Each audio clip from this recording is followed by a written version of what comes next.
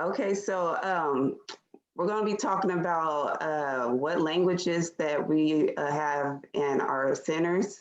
The languages that are currently that the children that I'm working with is English and Spanish.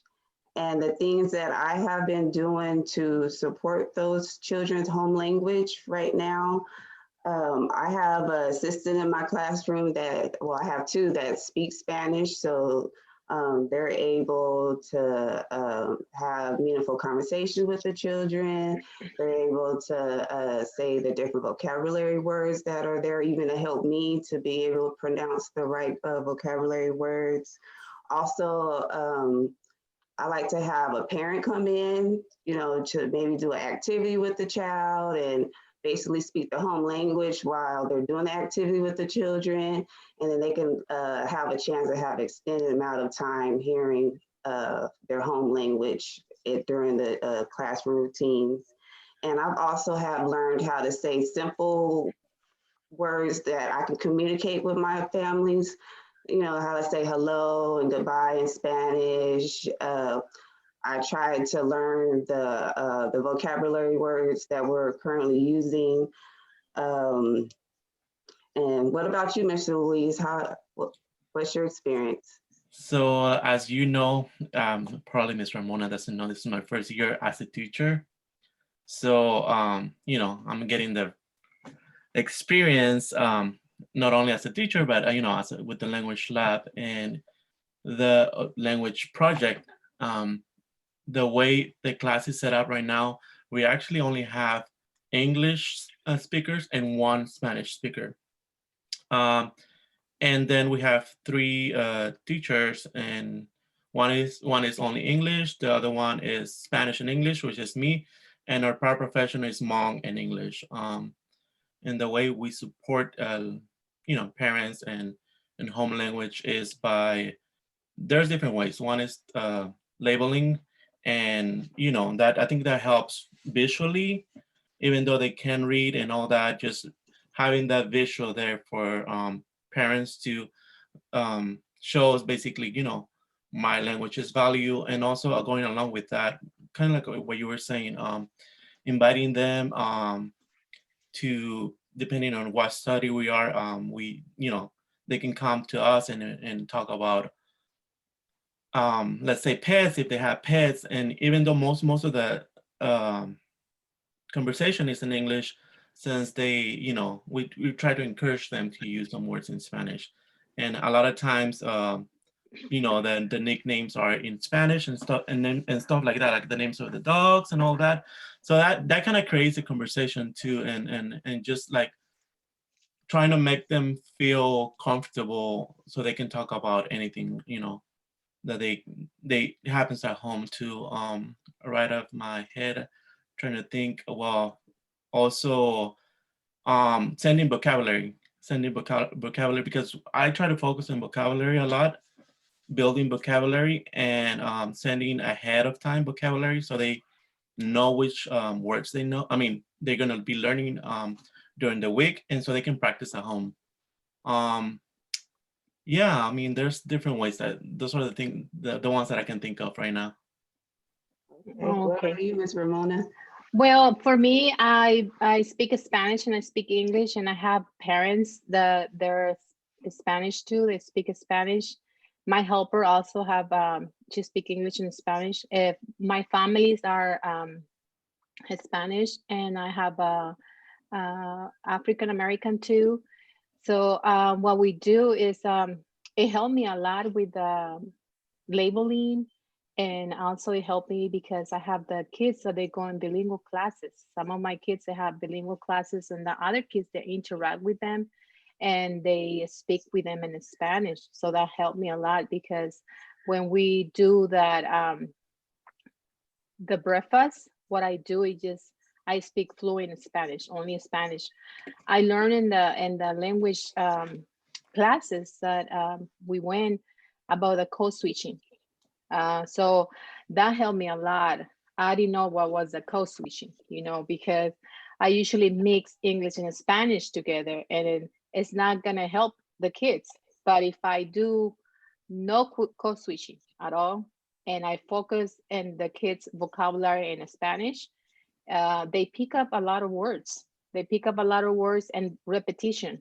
Songs, we sing songs in Spanish, and then the repetition. That's what is helping me a lot on the uh, dual language for my kids.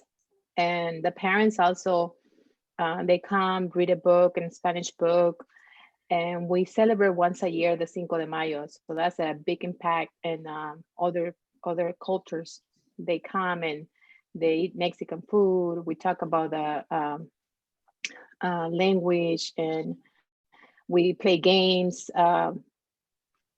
I have in a board that vowels in Spanish.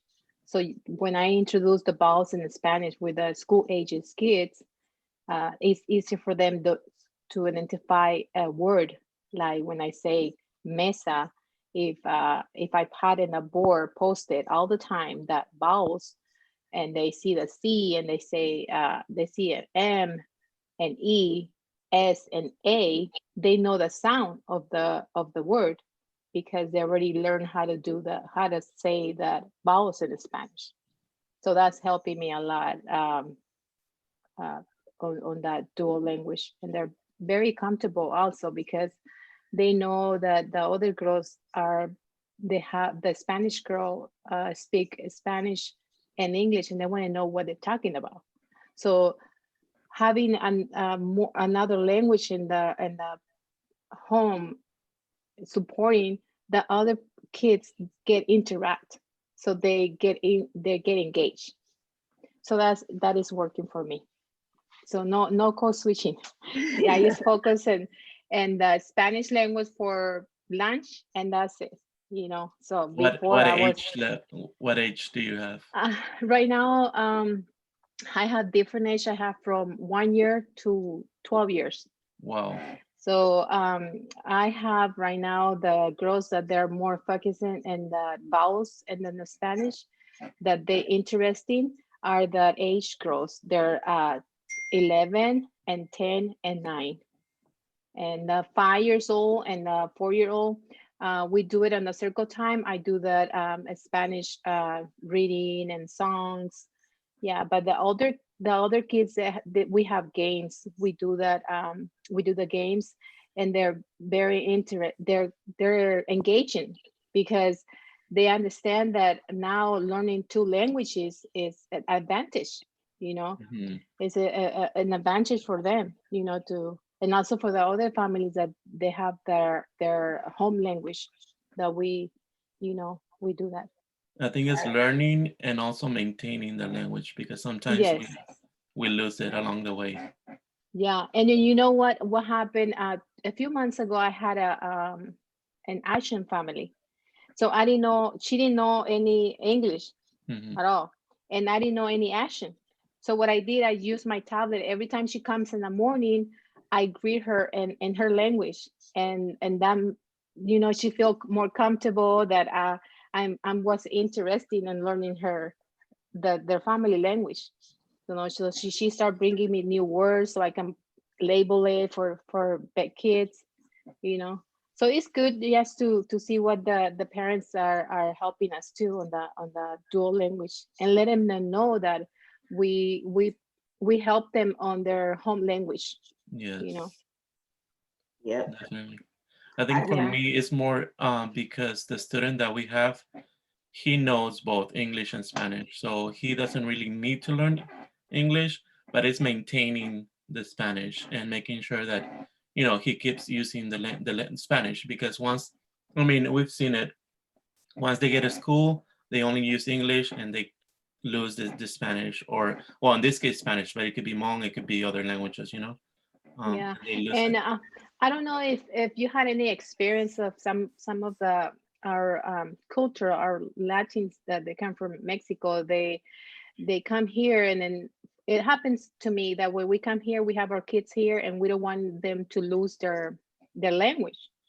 But at the same time, we don't want them to get behind at school if we speak with them fluent Spanish. That was before me.